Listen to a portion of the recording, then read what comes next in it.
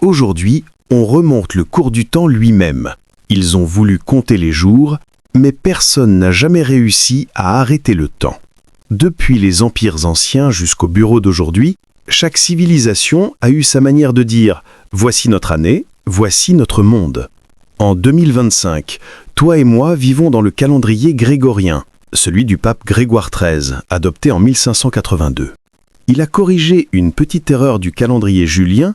Le soleil ne tourne pas en 365 jours pile, mais en 365 jours, 5 heures, 48 minutes et 46 secondes. Rien que ça.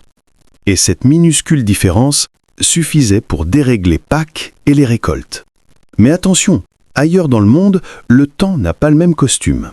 Chez les musulmans, on vit selon le calendrier hégirien. L'année commence en 622, au moment où le prophète Mohammed migra de la Mecque à Médine. Leurs mois suivent la lune, pas le soleil.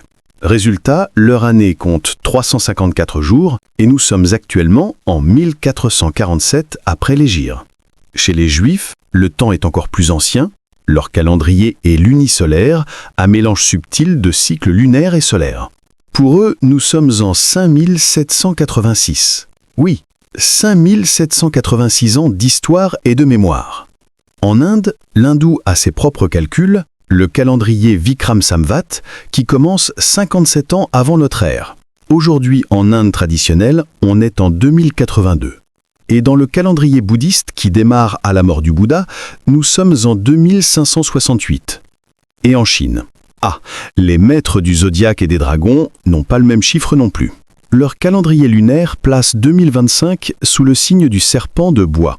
Un cycle de 60 ans où le temps est un serpent qui se mord la queue.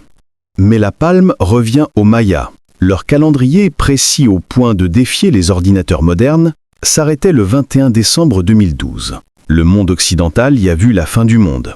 Mais les Mayas, eux, parlaient juste d'une fin de cycle, d'un passage vers une ère nouvelle.